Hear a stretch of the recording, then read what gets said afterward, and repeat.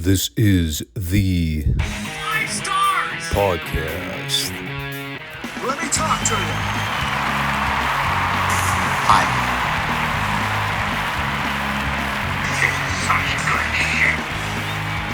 So, what do you guys want to talk about?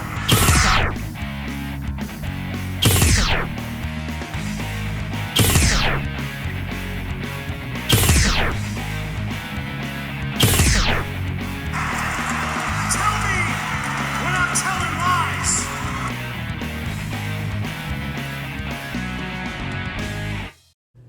Thanks, guys. Back to you. Well, I can confidently say that for the first time in about 3 weeks, I was able to sit down in my little journal and officially write the word off. Obviously, I'm talking about when it came to having any work or travel commitments.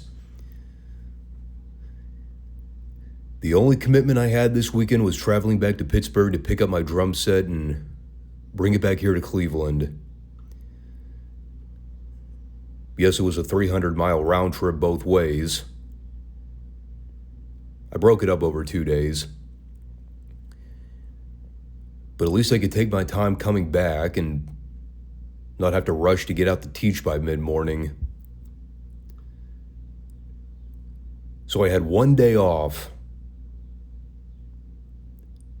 And I'll take it because it also meant that I could get back to here and set aside a few hours over the weekend to actually watch and digest all this wrestling content. I know I talked before about making some modifications for the channel in the coming year, meaning that I'll be dumping the world-class reviews after December. We're going to keep chugging along as it is, but I've definitely reached a breaking point. Trying to juggle 4 different wrestling shows over a 2-day period is practically unfeasible. Even when I have a low-key weekend, it's still a lot to manage. But I'm coming at you this Monday morning for another edition of the Five Starr Wrestling Report. It's the wrestling podcast nobody knows but everyone needs. It's always a great start to your week. It's by me coming on here and telling you how hideously awful Retro Raw is. For your enjoyment and mine. Make sure that you support the channel by liking the show, leaving a comment. Also, make sure to subscribe to the channel. The algorithms are always changing, especially on YouTube. So the best way to support the channel is by keeping the engagement up. Click-through rate is pretty much the only metric by which videos gain recognition in 2025. And even so, I think a lot of that is changing now that YouTube's cracking down on bots and AI. It's a very bizarre time we're living in when it comes to being a content creator. Long gone are the previous eras where YouTube was nothing but 20-second clips of puppy dogs and short family vlogs. Kind of miss those days. But it's why platforms like Rumble exist now. To hopefully one day devalue YouTube enough to where it can be an actual viable alternative. I'm not hedging my bets anytime soon. All right. Let's dive headfirst into this garbage show. Like always. Head first, baby. No regrets.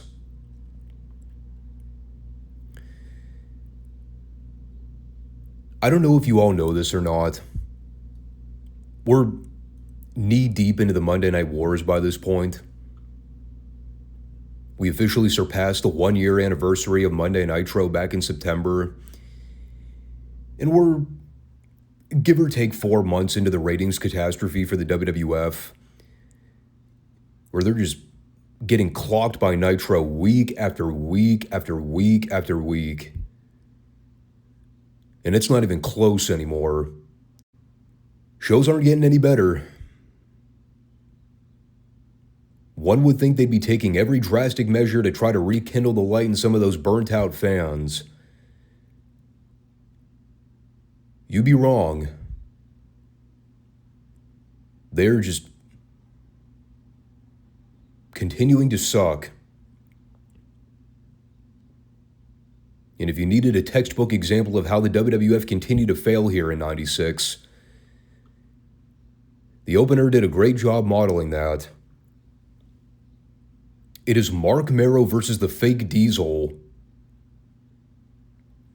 Mero, the now Intercontinental Champion, by the way, in case you forgot about that. And of course, we all know who the Fake Diesel was. I still have a tough time wrapping my head around the old tapes from when Glenn actually had hair. There was like a brief window in the mid-2000s right after they unmasked Kane where I think he had hair. And then he immediately shaved it all off like a week or two later. But here he is in '96 sporting a full head of hair. It's visually off-putting. Kind of like how him wrestling as Fake Diesel was off-putting. Still better than Isaac Yankem, I suppose. If you really want to split hairs. I still laugh, though, because every time I watch footage of Fake Diesel, I immediately think of Jim Cornette's discussions on how he trained Glenn and Rick to work those gimmicks. And how with Glenn teaching him to work like Nash was easy because he only had 5 moves, if you count the hair flip. And of course, then you watch Glenn here and he's even doing the fucking hair flip thing with his hand. The ultimate rib on Nash.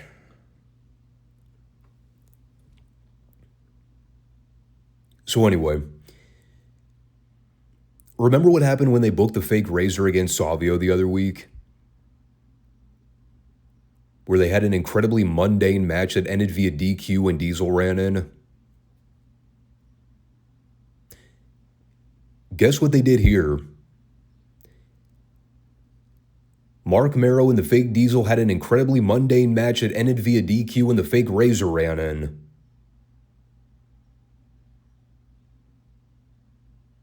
Could you get any lazier with the booking? Trademark. I don't even know if it's worth detailing anything that took place in the match. The only thing I really cared to note was a split screen with Rick Bogner where he tried to cut a promo sounding like Razor. He had the world's most epic stank face. If I didn't know any better, I seriously would have thought that the cameraman crop dusted him. And he was trying to cut this promo while smelling the fumes of asshole. But no, I think he was just trying way too hard. So, of course, he goes out there and immediately gets taken out with one of Mero's wacky flip dives. Just making him and Fake Diesel look like the world's biggest chumps. Which I know is what Vince's goal was. That's why the whole thing sucked dick. As a wrestling fan that doesn't share much in common with your average fan in 2025, I promise you, nobody, and I repeat, nobody was a fan of the fake Razor, Fake Diesel stuff. So after this, we had The Undertaker in the graveyard digging up Mankind's grave. Wasn't he digging up Mankind's grave last week in a pre-tape? Are we to assume that Taker's been in this fucking graveyard for the last 7 days just nonstop digging up dirt? Talk about commitment. How's his arm not falling off yet? Dude's got to be exhausted.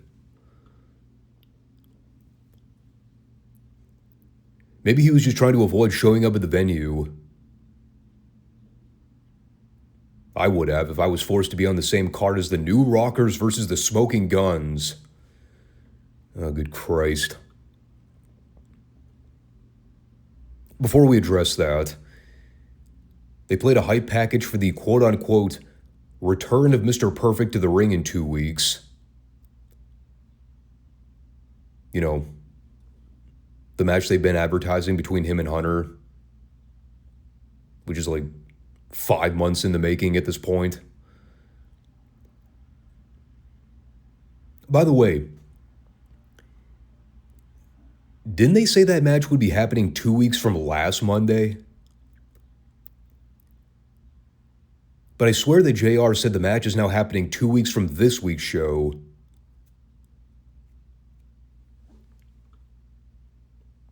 Not that any of it matters, because it's all false advertising to begin with. I think I just want to prove to myself that I'm actually half paying attention when I watch these shows. The video package was still great, though. It was Curt Hennig living his gimmick to perfection, quite literally speaking. And that theme music is still fan-fucking-tastic. If you don't dig that music, go piss up a rope. Song was phenomenal, dude. What wasn't phenomenal was his tag match. Again, just to refresh your memories here in case you haven't been paying attention to what's been going on. Can't blame you. The Guns have been having issues. They lost the tag straps to Owen and Davey Boy at the last In Your House pay-per-view. Then they immediately got dumped by Sonny. And it's basically a ping-pong issue where Bart's more concerned about keeping the tag team alive, but Billy's more interested in fucking Sonny. Kayfabe. Although, I mean, there might have been some other legit stuff happening between them backstage that we weren't informed about. Who knows? Sonny got around. Let's just leave it at that. But what's hilarious about it is that nobody gives two flying fucks about the Smoking Guns. They're all more behind wanting to cheer for Sonny. So that's the only thing people were reacting to during this match. Meanwhile, the actual Sonny was on the phone line plugging Livewire for that upcoming Saturday. And then making some mention about the possibility of taking the Guns back if they win the tag straps at the next pay-per-view. But like, she was never physically out there, and she was the most popular person in the entire segment. To the shock of absolutely no one, the new Rockers still aren't over. With Marty Jannetty, I mean, he's not even trying at this point. That guy is on total autopilot mode. Yet he's still 1,000 times more competent than Al Snow.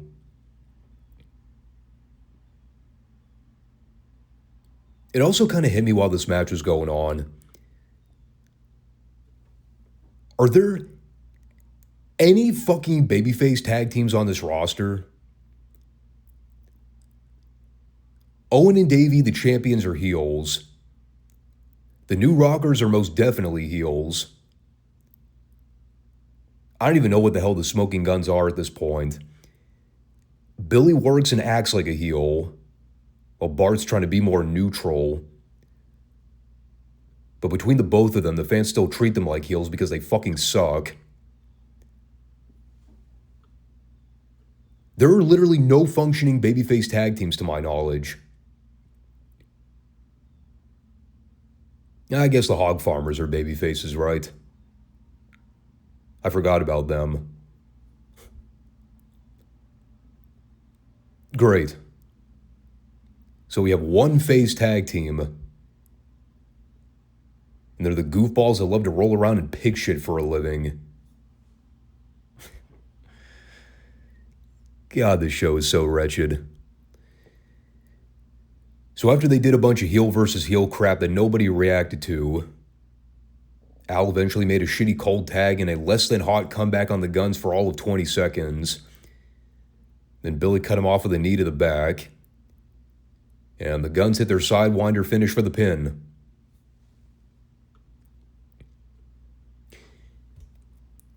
You know what makes this whole thing even more idiotic? It's not even the idea that they've been teasing the breakup between Billy and Bart for seemingly months. It's a combination of the fact that not a single person alive actually wants to see these two feud. And even better, I don't think they do ever feud. To my recollection, I don't ever recall seeing a Billy versus Bart Gunn match on either pay-per-view or television. I think they end up wrestling on opposing sides for the upcoming Survivor Series elimination match in November. But that might be the only time we ever see them in the ring together. It's like I keep saying, man. Thank God the Jeff Jarrett thing fell through with the Road Dogg. And the fact that we never got a resolution to that feud because Jarrett signed with WCW. I mean, it basically allowed them to wake up one day and say, you know, this Jesse James singles push isn't working out. This rockabilly gimmick is falling flatter than a plate full of piss. Oh yeah, you thought I forgot about rockabilly. Wait until we get there. But these guys are totally floundering in these roles. What if we just repackage them as a team and call them the New Age Outlaws? I don't think any of that would have worked out had they tried to run with the real Double J storyline. Now, it is kind of unfortunate on the other hand, because after they went through the whole timeline here and had Jesse explain how things broke down between him and Jeff, he actually did a really solid job explaining everything. He's like, look, we all know that everything about Jeff was a hoax from the beginning. The music video, the singing, the performance, the dancing, it was all an act. Jeff can't do any of that stuff because he doesn't have an inherent natural gift for music like Jesse does. And while he is partially responsible for costing Jeff the IC title last July against Shawn,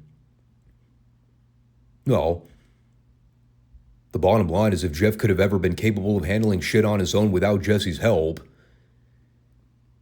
maybe they wouldn't have been in that conundrum in the first place. And you're listening to him like, man, he's making some great fucking points here. And I love this little insider nod he gave at the end where he's calling for Jeff to come back to the WWF if he wants to try to prove Jesse wrong. He can come back and drive Jesse's town car. He can come carry his bags. And right before they cut away, and honestly, I wouldn't dispute anybody if they told me he ad-libbed this. He very casually looks at the camera and goes, "Come on, Jeff. Come carry my bags. Road Dogg."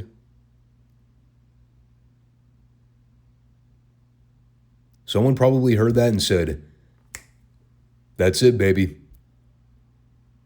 That's Jesse's new name once we debut the New Age Outlaws." It was really cool stuff. Just a damn shame that none of it has any substantial payoff. I mean, not only would the grudge match have been great, but just the way they've been building it up over the last year. All for nothing in the end. So then we had this Jim Cornette Vader interview with Jim Ross in the ring. And the whole setup here is that it's Vader versus Sycho Sid at the upcoming In Your House. But it's more than just a regular singles match. It is also a number one contenders match to determine who faces Shawn for the title at Survivor Series. Which, as you might imagine, Jim Cornette was not pleased with hearing this news. He's making a case that Vader should already be facing Shawn for the title at Survivor Series, given the fact that not only did he beat him last week, but he also beat him back at the In Your House International Incident pay-per-view in July, and he also has 2 victories over him in the same night at SummerSlam. Which I guess we can count if we're going for semantics. But you know, Jim's not exactly off base. He did beat Shawn clean in the middle of the ring the other week.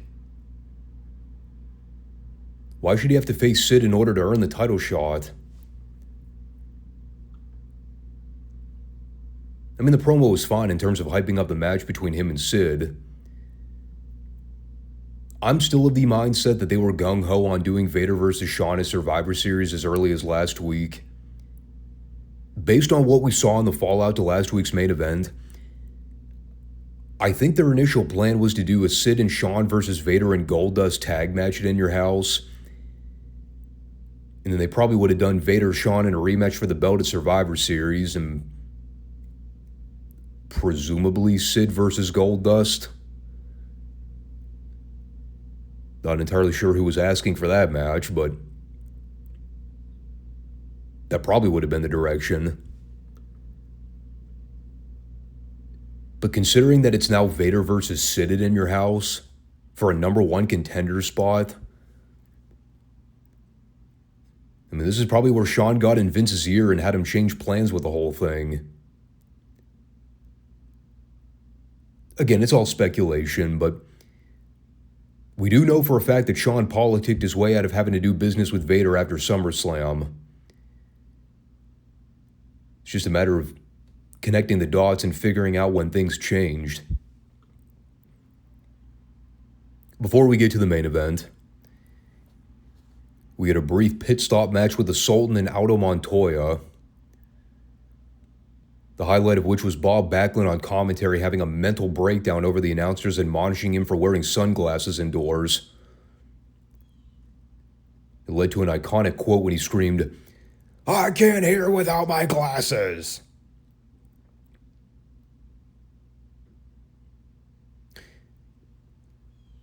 By the way, what was the purpose of Backlund wearing sunglass lens over his reading glasses?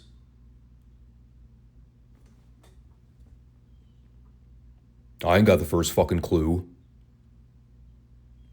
And I tried to listen back like 3 times to figure out what the hell he was trying to say. The only thing I could notice was watching Lawler desperately hold back from laughing as Backlund's just going into this roid rage tailspin. And yes, the Sultan gimmick is still awful. In case you needed clarity on that. But with my remaining patience I have left trying to cover this abysmal fucking program, I'm going to talk about Goldust versus Sid in the TV main event. It only took 40 minutes, but the people finally found somebody on the roster worth cheering and or giving a shit about. And he is the master and the ruler of the world, Sycho Sid. Man, was he over. After the people had to sit through Fake Diesel, the New Rockers versus the Smoking Guns, Aldo Montoya and the fucking Sultan, they finally saw Sid show up here and they're like, thank God. An actual star we care about. And Sid barely had to lift a finger in this match to get the people to react. Whereas Nash only had 5 moves because he was lazy, Sid only had to do 2 things: chokeslam, jackknife powerbomb. And the people showered him with love and admiration.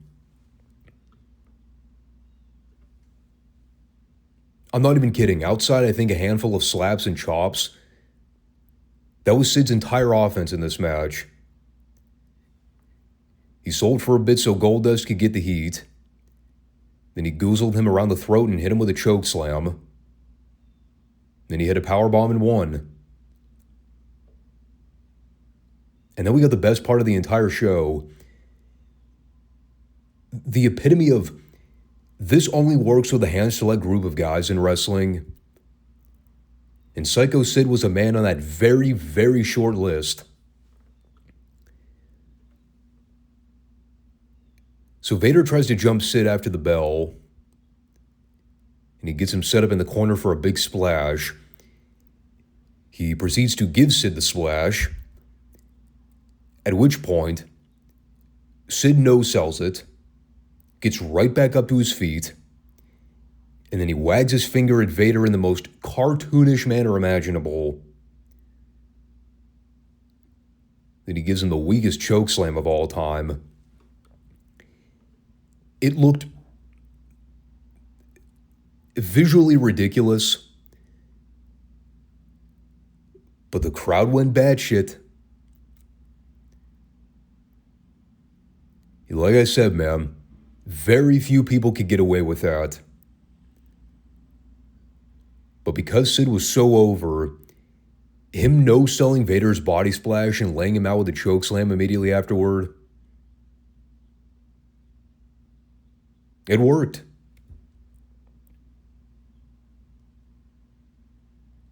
So even though I should probably hate everything about this, because it looked phonier than a football bat,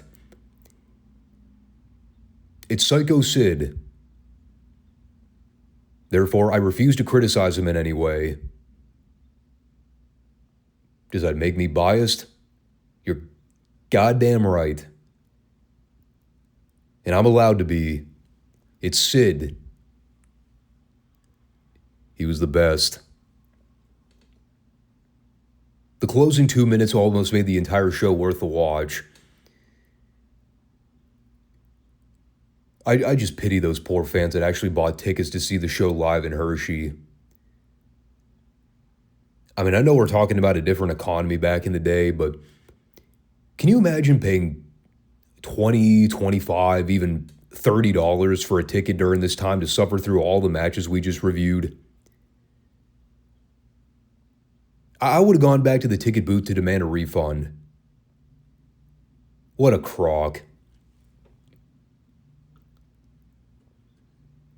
Now, again, just picture that same argument, but calculating it by 2025 metrics, where tickets are now close to $3,000 per pop, just to sit in the fucking nosebleeds.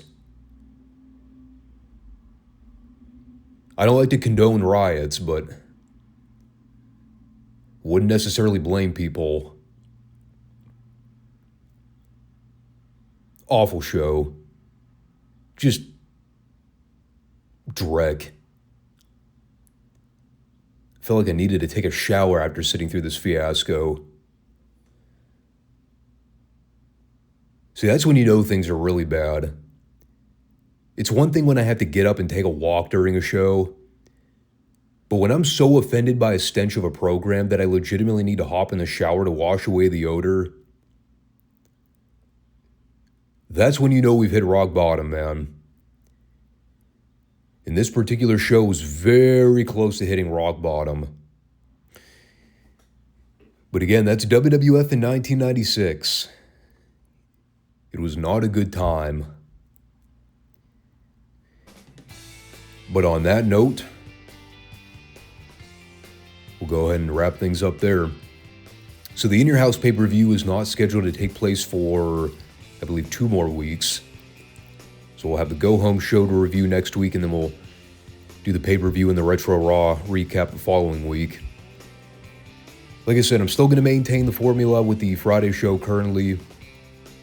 The world-class reviews will continue for the next couple months, and then we'll just be doing WCW and Mid-South in the coming year. So, folks, I want to thank everybody for checking out the show, and I guess I'll catch you all on Friday for the next classic review installment. Take care, everyone. Peace out.